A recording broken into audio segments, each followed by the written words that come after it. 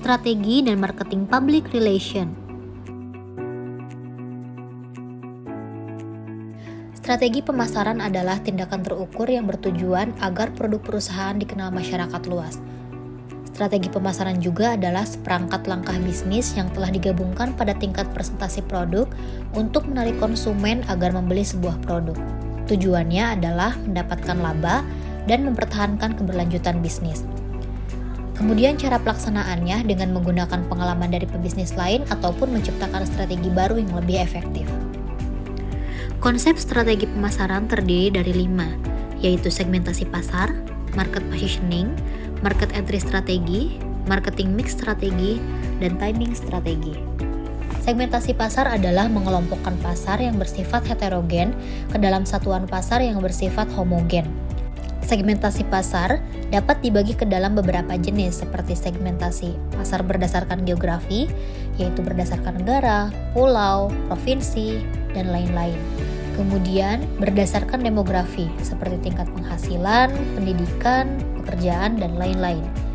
Kemudian berdasarkan behavior atau perilaku seperti hobi, kebiasaan, dan lain-lain. Selain itu juga berdasarkan psikografik atau gaya hidup. Market positioning adalah memilih pola spesifik pasar perusahaan yang akan memberikan kesempatan maksimum kepada perusahaan untuk mendapatkan kedudukan yang kuat. Dengan kata lain, perusahaan harus memilih segmen pasar yang akan menghasilkan penjualan dan laba paling besar. Market entry strategi. Strategi perusahaan untuk memasuki segmen pasar yang dijadikan pasar sasaran penjualan. Strategi memasuki suatu segmen pasar dapat dilakukan dengan cara membeli perusahaan lain, internal development, melalui research dan development, ataupun kerjasama dengan perusahaan lain. Marketing mix strategi. Strategi pemasaran yang mengombinasikan 7P, yaitu product, price, place, promotion, people, process, dan physical evidence.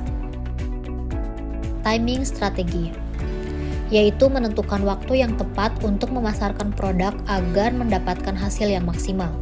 Strategi yang bisa dilakukan adalah mengikuti musim ataupun tren, menganalisis perilaku konsumen, melihat pergerakan kompetitor, ataupun memanfaatkan event dan kampanye besar. Strategi komunikasi.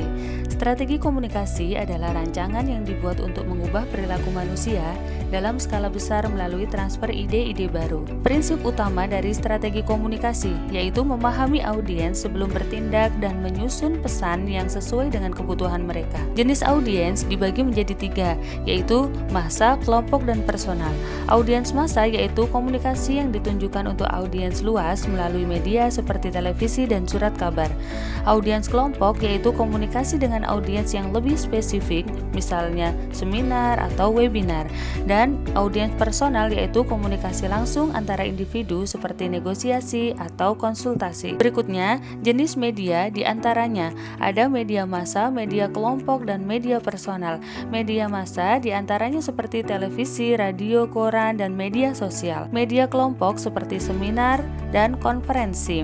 Sedangkan media personal seperti pertemuan tatap muka dan mengirim email. Marketing Public Relation atau MPR. Menurut Rosa di Ruslan, MPR merupakan proses perencanaan dan pengevaluasian program-program yang merangsang pembelian dan kepuasan konsumen melalui kesan-kesan yang menghubungkan perusahaan dan produknya sesuai dengan kebutuhan, keinginan, perhatian, dan kepentingan para konsumen.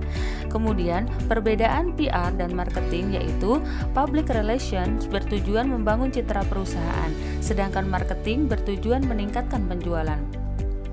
Perpaduan antara dua elemen penting organisasi ini melahirkan konsep marketing public relation. Fungsi utama MPR yaitu 1. Membangun citra positif perusahaan. Yang kedua, mengedukasi pasar tentang produk dan layanan. Yang ketiga, menarik perhatian pelanggan dan meningkatkan loyalitas. Dan yang keempat, menjalin hubungan dengan stakeholder untuk meningkatkan kepercayaan. 5 model keterkaitan antara bidang pemasaran dan public relations menurut Tom Harris. Yang pertama yaitu separate but equal functions. Pemasaran dan PR berjalan sendiri-sendiri tanpa keterkaitan erat, dengan pemasaran fokus pada laba dan PR pada hubungan dengan stakeholders. kedua yaitu equal but overlapping functions. Pemasaran dan PR berfungsi setara dengan beberapa titik koordinasi dalam membangun citra dan publikasi produk. Yang ketiga yaitu marketing as the dominant function. Pemasaran lebih dominan dan mengarahkan PR untuk mendukung strategi perusahaan dalam memperkuat citra. Yang keempat yaitu public relations as the dominant function. PR lebih dominan dan mengkoordinasikan pemasaran dengan fokus utama pada hubungan dengan seluruh stakeholders.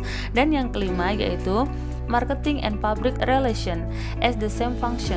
Pemasaran dan PR menyatu dalam satu fungsi komunikasi yang mencakup strategi pasar, citra, hingga evaluasi media dalam MPR.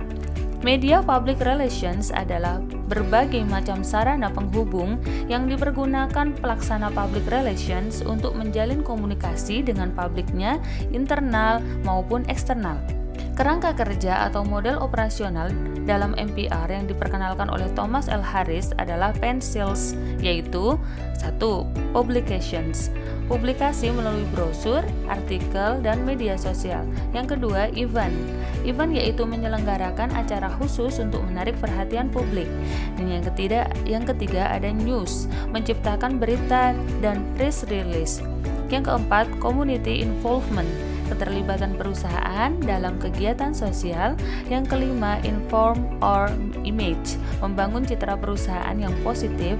Dan yang keenam, lobbying and negotiations, melakukan lobby dan negosiasi dengan stakeholder. Dan yang terakhir, social responsibility, menjalankan tanggung jawab sosial perusahaan. Pola komunikasi dalam MPR. Ketiga pilihan ini dikenal sebagai trilogi strategi marketing public relations atau 3Ps. Yang pertama adalah post strategi, mempromosikan produk melalui distributor maupun agen. Kemudian ada pull strategi, yaitu meningkatkan permintaan konsumen melalui iklan dan promosi. Dan pas strategi, mempengaruhi opini publik dengan pendekatan yang lebih edukatif. Dan yang terakhir yaitu kesimpulan. Strategi pemasaran dan komunikasi sangatlah penting. Kombinasi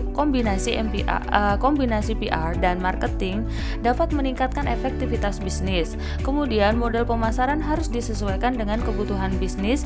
Tidak ada strategi marketing yang cocok untuk semua perusahaan. Dan yang terakhir yaitu integrasi digital branding.